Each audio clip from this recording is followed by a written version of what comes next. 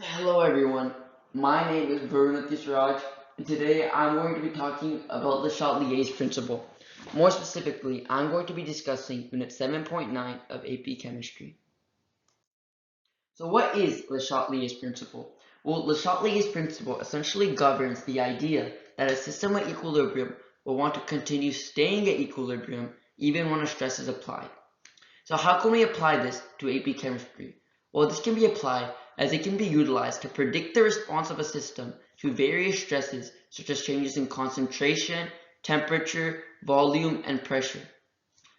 Furthermore, Le Chatelier's principle allows us to predict which way the equilibrium will shift and therefore whether it favors products or reactants. This can be utilized to predict the effects that various stresses will have on experimentally measurable properties such as color, pH, and temperature.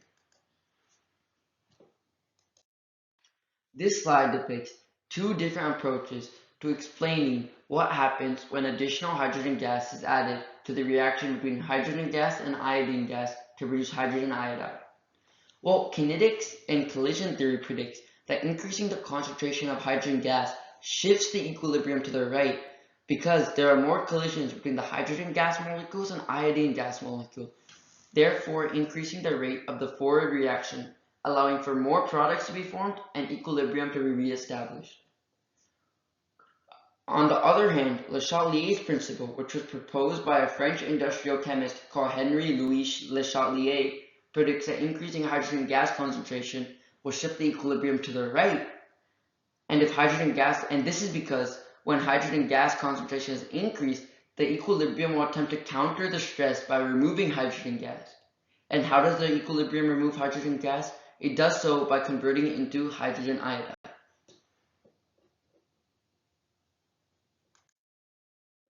Essentially, the example discussed before about hydrogen gas and iodine gas depicts the effects of changing concentration. If a substance is added to a system in equilibrium, the system will want to consume it, whilst if a substance is removed to this equilibrium, then the system will attempt to produce it. This is depicted in the image here, as when a reactant is added, when the equilibrium will re-establish so that more products are formed whilst the reactants are consumed. Another example of this can be depicted here in the Haber-Bosch process, which is the reaction between the hydrogen and nitrogen gas to produce ammonia. So what will happen when the concentration of ammonia decreases? If you predicted that the equilibrium will shift to the right and produce more ammonia while reducing the concentration of nitrogen gas and hydrogen gas, that is correct. The slide here depicts the effects of changing pressure to a system in equilibrium. If pressure on the system, which is in equilibrium, is increased, then the system will attempt to reduce or alleviate this stress by shifting to the side with less moles of gas. Conversely, if pressure is decreased, then the system will shift to the side with more moles of gas. In the same example of the Haber-Bosch process,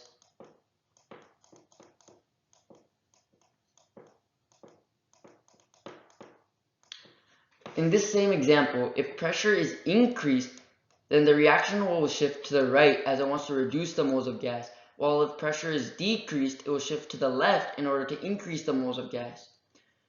Volume has the opposite effects of pressure, and although this may not seem obvious at first, it's quite intuitive if you remember Boyle's law, which essentially states that the product of pressure and volume must be constant, or in this case, multiplies to a constant K. Essentially, if volume is decreased, then pressure must be increased so that the product still equals K. And if volume is increased, then pressure must decrease, and vice versa. This slide depicts the effects of changes in temperature. If the temperature of a system in equilibrium is increased, then the endothermic reaction is favored. While if the temperature is decreased, then the exothermic reaction is favored. The easiest way to approach these type of problems, is understanding whether energy is a reactant or product. If in the exothermic reaction, energy is a product,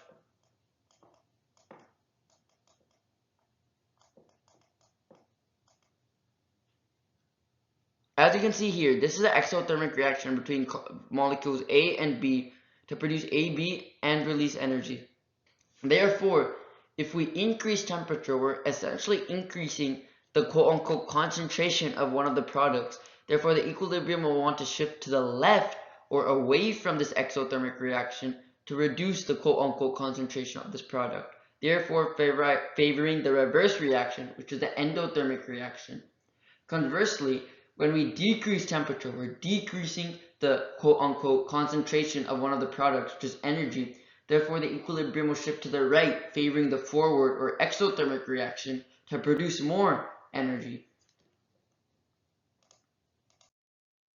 Okay, now we're going to go on to an example problem. This equation is for the Haber-Bosch process between nitrogen gas and hydrogen gas. Over here, they have given us delta H, which essentially shows that the reaction is exothermic because delta H is negative. So, which of the following changes will shift the equilibrium position to favor the formation of ammonia? Looking at the choices, increasing temperature of the system. So, this will not be the correct answer because increasing the temperature of the system will favor the endothermic reaction, which in this case is the reverse reaction, and the reverse reaction involves decomposing ammonia, not producing ammonia. Adding hydrogen gas. This is in fact correct, as adding hydrogen gas will shift the equilibrium to the right as the system wants to consume the excess hydrogen gas, and it does so by converting it into ammonia. Even though we've established that this is correct, let's go through all the choices. Removing nitrogen gas. Well, this is in fact not correct because removing nitrogen gas will cause the system to shift to the left as it wants to produce more of the removed compound, therefore decomposing ammonia and producing more nitrogen and hydrogen gas. Decreasing pressure on the system. Decreasing pressure on the system is not correct because decreasing pressure on the system will want to shift the equilibrium to the side with more moles. In this equation, in this reaction, we can see that the products has 2 moles of gas while the reactants have 4 moles of gas. Therefore, the equilibrium will shift to the left or towards the reactants, thereby decomposing ammonia. Therefore, the only correct answer is B. Additionally, if you want some extra practice or you want to further understand the content discussed in today's lecture, you can go to these 2 sources, which are exceptional reviews of Unit 7.9 in AP Chemistry. Thank you for watching today's video.